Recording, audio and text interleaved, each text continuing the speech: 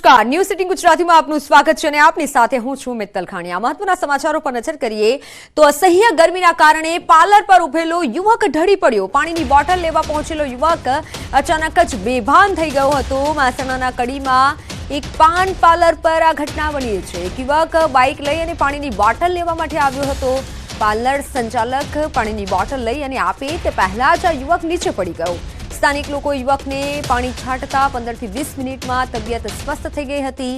આ સમગ્ર ઘટના સીસીટીવીમાં કેદ થઈ છે। જો કે અસહ્ય ગરમી છે અને જેના કારણે ઘણા લોકો હીટ સ્ટ્રોકનો શિકાર બની રહ્યા છે। આજે સમગ્ર ઘટના છે જે લાઈવ કેદ થઈ છે સીસીટીવીમાં, જેમાં જોઈ શકાય છે કે યુવક પાણીની બોટલ માંગે છે। સંચાલક પાણીની બોટલ આપે તે પહેલા જ યુવક ઢળી પડે છે, પરંતુ હાલ યુવકની હાલત સ્થિર છે। યુવક અચાનક જ ઢળી પડે, સમગ્ર ઘટના સીસીટીવીમાં કેદ થઈ છે। ગરમી વચ્ચે લોકો રાહત મેળવવા માટે લીંબુ શરબત અને ઠંડા પીણાનો સહારો લે છે, પરંતુ હજુ પણ થોડા દિવસ ગરમીની આગાહી હવામાન વિભાગ તરફથી કરવામાં આવી છે।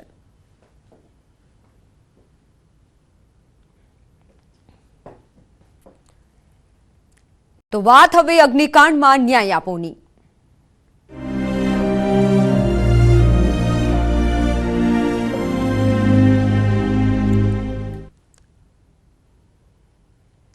રાજકોટ આગકાંડમાં એસઆઈટીના વડા સુભાષ ત્રિવેદી આજે સરકારમાં પ્રાથમિક રિપોર્ટ રજૂ કરી શકે છે।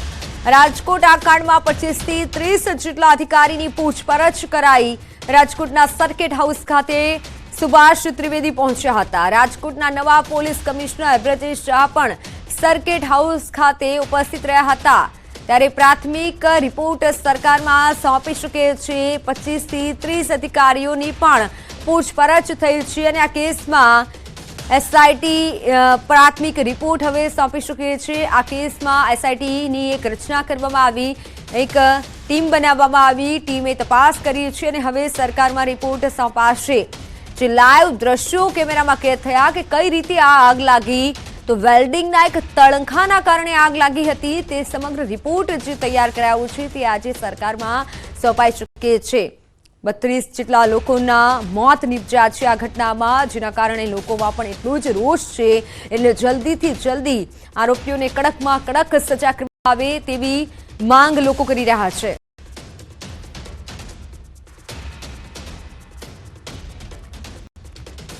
રાજકોટ અગ્નિકાંડ મામલે સૌથી મોટા સમાચાર સામે આવ્યા છે। એફઆઈઆરમાં જેનું નામ છે તે પ્રકાશ હિરણના સ્વજનોએ ક્રાઇમ બ્રાન્ચનો સંપર્ક કર્યો છે।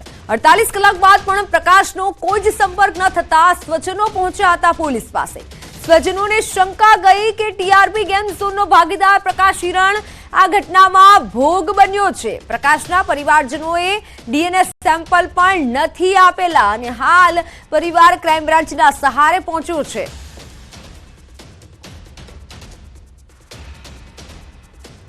જોકે આગ લાગી તે સમયે પ્રકાશ હિરણ જોવા મળે છે। આ દ્રશ્યો તમે જોઈ લો વિડીયોમાં, પ્રકાશ હિરણ તે સમયે જોવા મળે છે, પરંતુ હવે તેનો કોઈ પત્તો નથી લાગ્યો। એટલે પરિવારજનો ક્રાઇમ બ્રાન્ચમાં ગયા છે અને અરજી કરી છે। અરજીના પણ આ તસવીર છે જેમાં જોઈ શકાય છે એક તરફ વિડીયોમાં પ્રકાશ હિરણ જોવા મળે છે। પ્રકાશની કાર ટીઆરપી ગેમ ઝોન પાસે જ પડેલી છે। રાજકોટ આગકાંડ કેસમાં વધુ એકની અટકાયત કરવામાં આવી છે। વેલ્ડિંગ કરનારની ક્રાઇમ બ્રાન્ચે અટકાયત કરી લીધી છે। મહેશ રાઠોડ નામના શખ્સની પોલીસે અટકાયત કરી છે। મહેશ રાઠોડ ગઈકાલે પકડાયેલા આરોપી રાહુલ રાઠોડના કાકા છે। એટલે કે મહેશ રાઠોડ પણ સામાન્ય રીતે દાઝ્યા હતા, જેમને ખાનગી હોસ્પિટલમાં સારવાર લીધી હતી। પોલીસે મહેશ રાઠોડની પૂછપરછ શરૂ કરી છે। આજે બપોર સુધીમાં મહેશ રાઠોડની ધરપકડ થશે। ઉપરાંત જે જગ્યા પર ટીઆરપી ગેમ ઝોન બનાવવામાં આવેલ હતું તે જગ્યાના માલિક અશોકસિંહ જાડેજા અને કિરીટસિંહ જાડેજાની પણ અટકાયત થઈ શકે છે। આ કાંડ કેસમાં વધુની ધરપકડ કરવામાં આવી છે। વેલ્ડિંગ કરનાર મહેશ રાઠોડની પણ અટકાયત કરી દેવામાં આવી છે। આરોપી રાહુલ રાઠોડના કાકા છે આ મહેશ રાઠોડ। રાજકોટ અગ્નિકાંડ કેસમાં વધુ એકની હવે ધરપકડ કરાઈ છે। આબુ રોડમાં છુપાયેલો આરોપી ધવલ ઠક્કર દબોચાયો છે। બનાસકાંઠા પોલીસે ધવલને આબુ રોડથી દબોચ્યો છે। આબુ રોડની બજારમાં એક સંબંધીને ત્યાં છુપાયો હતો ધવલ, મૂળ પાલનપુરનો રહેવાસી છે આરોપી ધવલ ઠક્કર। રાજકોટ ગેમ ઝોન આગ કાંડનો આરોપી છે આ ધવલ ઠક્કર। ધવલ ઠક્કરને હવે રાજકોટ પોલીસને સોંપાશે। આ કેસમાં 6 પૈકી અત્યાર સુધીમાં 4 આરોપી પકડાયા છે। પોલીસે અત્યાર સુધીમાં યુવરાજસિંહ સોલંકી અને પ્રકાશ જૈન, રાહુલ લલિત રાઠોડ અને ધવલ ઠક્કરને પકડી લીધા છે, જ્યારે અશોકસિંહ જગદીશસિંહ જાડેજા અને કિરીટસિંહ જગદીશસિંહ જાડેજા, પ્રકાશચંદ્ર કનૈયાલાલ હિરણ હજુ પકડથી દૂર છે। પોલીસે તમામની સામે આઈપીસી કલમ નોંધી છે।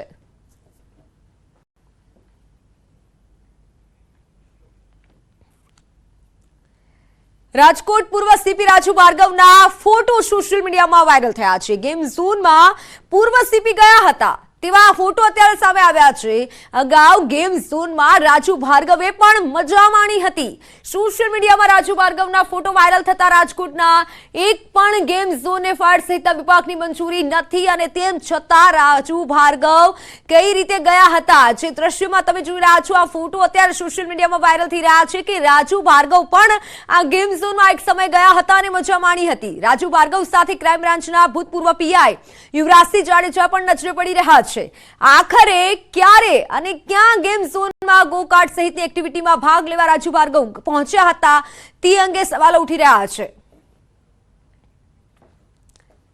તો રાજકોટ ટીઆરપી ગેમ ઝોનમાં અધિકારીઓના ફોટો વાયરલ થવા મામલે ખુલાસા થયા છે। વાયરલ થયેલ ફોટો પ્રવીણ કુમાર મીણાની બર્થડે પાર્ટીનો હોવાનું ખુલ્યું છે। પ્રવીણ કુમાર મીણાની વર્ષ 2022માં ટીઆરપી ગેમ ઝોન ખાતે બર્થડે પાર્ટી યોજાઈ હતી। બર્થડે પાર્ટી અંતર્ગત ગેટ ટુગેધર પણ રાખવામાં આવ્યું હતું। ગેટ ટુગેધરમાં જુદા જુદા વિભાગના ઉચ્ચ અધિકારીઓને આમંત્રણ આપવામાં આવ્યું હતું। ફોટોમાં જોવા મળી રહેલા બુકે પ્રવીણ કુમાર મીણાને જન્મદિવસની શુભેચ્છા અંતર્ગત આપવામાં આવ્યું હોય તેવું સામે આવ્યું છે। 2022માં પ્રવીણ કુમાર મીણા રાજકોટ શહેરના ડીસીપી ઝોન 1 તરીકે ફરજ બજાવતા હતા। બર્થડે પાર્ટીમાં હાજર રહેલા એક અધિકારીએ ટેલિફોનિક વાતચીતમાં આ સમગ્ર બાબત જણાવી છે। આ બંને દ્રશ્યો જોઈ રહ્યા છો કે જ્યાં એક તરફ રાજુ ભાર્ગવની તસવીરો વાયરલ થઈ રહી છે, પરંતુ સવાલ એ થાય છે કે કયા ગેમ ઝોન ખાતે તેઓ આ મજા માણવા ગયા હતા, અને બીજી તરફની તસવીર તમે જોઈ રહ્યા છો જેમાં ઉચ્ચ પોલીસ અધિકારીઓ આ ટીઆરપી ગેમ ઝોનમાં 2022માં ઉપસ્થિત રહ્યા હતા, પરંતુ હાલ એવી વિગત મળી રહી છે કે બર્થડે પાર્ટીમાં સામેલ થવા માટે આ તમામ અધિકારીઓ પહોંચ્યા હતા। અન્ય મોટા સમાચાર, રાજકોટ પોલીસ કમિશનર પદે બ્રજેશ ઝાને ચાર્જ સંભાળ્યો છે। બ્રજેશ ઝાએ મોડી રાત્રે બ્રજેશ ઝા રાજકોટ ખાતે પહોંચ્યા હતા। ડીજીપી વિકાસ સહાયની સૂચના બાદ ચાર્જ સંભાળ્યો છે। તાત્કાલિક અસરથી સીપી રાજુ ભાર્ગવ સહિતનાઓને ચાર્જ છોડવા માટે આદેશ હતો। 1999 બેન્ચના આઈપીએસ અધિકારી બ્રજેશ ઝાને તાજેતરમાં એડિશનલ ડીજી તરીકે પ્રમોશન મળ્યું હતું। 2 વર્ષ બાદ રાજકોટના સીપી બદલાયા છે, તો ડીસીપી ઝોન 2 તરીકે જગદીશ બંગરવાએ પણ ચાર્જ સંભાળ્યો છે।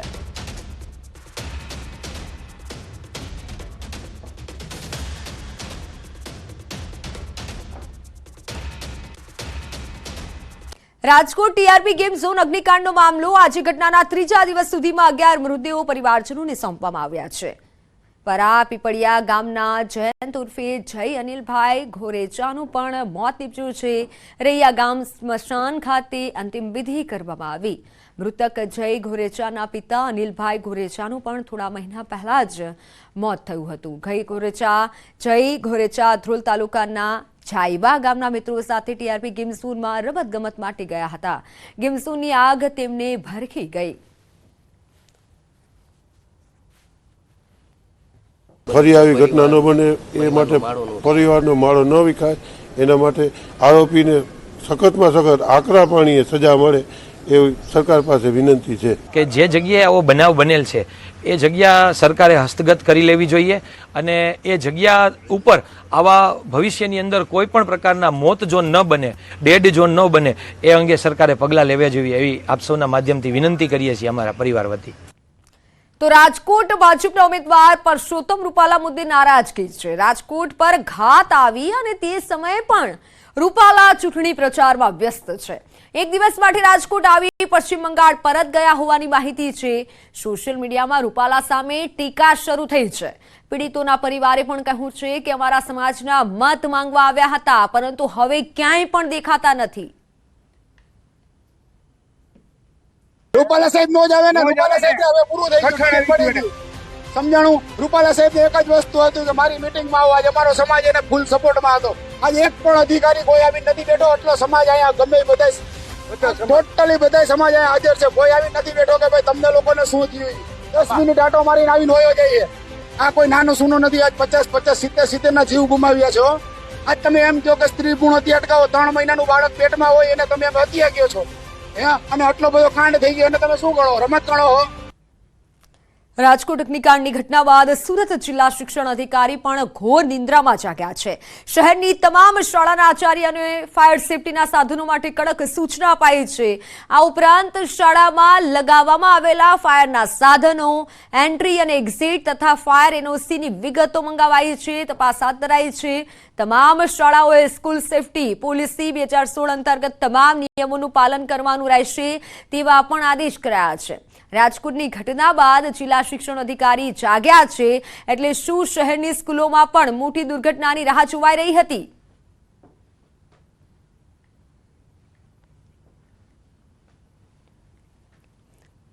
ન્યૂઝ 18 ગુજરાતીના અહેવાલની ધારદાર અસર થઈ છે. બાલાસિનોર કેમિકલ ડમ્પિંગ સાઇટ આખરે કાયમી ધોરણે બંધ કરવામાં આવી છે.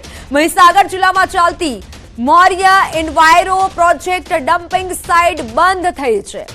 મૌર્ય એન્વાયરો પ્રોજેક્ટ ડમ્પિંગ સાઇટમાં કેમિકલ ઠાલવવામાં આવતું હતું, જેને લઈને થોડા સમય અગાઉ આજુબાજુના વિસ્તારના કૂવામાં લાલ પાણી આવ્યું હતું. લાલ પાણી આવતા જીપીસીબી દ્વારા તપાસ કરવામાં આવી હતી અને પાણી કેમિકલ યુક્ત અને પીવાલાયક નથી તેવું જાણવા મળ્યું હતું. કેમિકલ યુક્ત પાણી કંપનીમાંથી કેટલીક વાર નદી નાળામાં પણ છોડવામાં આવતું હતું. નદી નાળામાં પાણી છોડાતા અગાઉ ગાય, ભેંસ જેવા પશુઓને પણ પાણી પી જતા નુકસાન થયું હતું. તો બાલાસિનોર પ્રાંત અધિકારી, મામલતદાર, પોલીસ ઇન્સ્પેક્ટર દ્વારા તાત્કાલિક આ રીતે કાર્યવાહી કરવામાં આવી છે અને કંપની બંધ કરવાનો નિર્ણય લેવાયો છે. દ્રશ્યોમાં જોઈ શકાય છે ન્યૂઝ 18 ગુજરાતીના અહેવાલની આ ધારદાર અસર થઈ છે.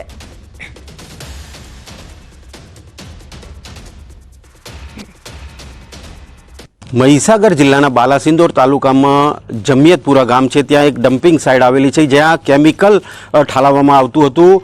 સમગ્ર ગુજરાતના અંદરથી કેમિકલનું જે વેસ્ટ કચરો હતો તે લાવી અને જમિયતપુરા ખાતે 2017થી આ કંપની કાર્યરત કરવામાં આવી હતી અને ટ્રકોની અંદર જે ડમ્પિંગનો કચરો હતો, કેમિકલ કચરો હતો, તે ઠાલવવામાં આવતો હતો. દ્રશ્યો બતાવી રહ્યો છું. આ કેમિકલ ડમ્પિંગ સાઇટ છે કે જે પ્રાંત અધિકારીએ હુકમ કર્યો છે કાયમી ધોરણે બંધ કરવાનું. કારણ છે અહીંના સ્થાનિક લોકોને અનેક અગવડો પડી રહી હતી. જે બોર, કૂવાઓ, મોટરો સહિતની અનેક જગ્યાએ જે લાલ પાણી આવી ગયા હતા, જેથી લઈને તેઓને અનેક નુકસાનો વેઠવાનો વારો આવ્યો. સ્વાસ્થ્ય સાથે પણ ચેડા થઈ રહ્યા હતા. અનેક રજૂઆતો કરવામાં આવી હતી, અનેક આંદોલનો પણ કરવામાં આવ્યા હતા, પરંતુ ક્યાંક ને ક્યાંક જે લોકો છે તેઓની જેસે તે પરિસ્થિતિ રહી હતી. 2017થી સતત જે આ કંપની કાર્યરત હતી, કંપનીને લઈને અનેક લોકોએ આંદોલનો પણ કર્યા છે. આંદોલનો કરી ચૂંટણી બહિષ્કારો કર્યા છે, મતદાનથી પણ અણગાર્યા છે. થોડા સમય પહેલા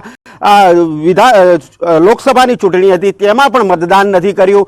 કહી શકાય કે ક્યાંક ને ક્યાંક જે વિરોધ હતો તે યથાવત લોકોનો જોવા મળ્યો હતો અને ચૂંટણીમાં મતદાન નહોતું કર્યું. અહીંના કેટલાય એવા ગામો છે કે જેઓએ મતદાન નહોતું કર્યું અને મતદાન ના કરી સખત વિરોધ દર્શાવવામાં આવ્યો હતો કે ખરેખર આ જે કેમિકલ ડમ્પિંગ સાઇટ છે તે બંધ થવી જોઈએ, નહીતર અમારા અહીંયા સ્થાનિક લોકો છે તેમના સ્વાસ્થ્ય સાથે ચેડા થઈ રહ્યા છે, આરોગ્ય સાથે ચેડા થઈ રહ્યા છે. આવી અનેક રજૂઆત હતી. જો કે પાણીના સેમ્પલ પણ નેગેટિવ આવ્યા હતા. પાણી પીવા લાયક નથી તેવા સેમ્પલ નેગેટિવ આવ્યા હતા, જેથી કરીને અત્યારે જે પ્રાંત અધિકારી છે તેને કાયમી ધોરણે બંધ કરવાનો હુકમ કર્યો છે. પરંતુ મોડા જે તંત્ર જાગ્યું છે, ગોળા છૂટી ગયા પછી તબેલાને તાળા મારવાનો શું અર્થ?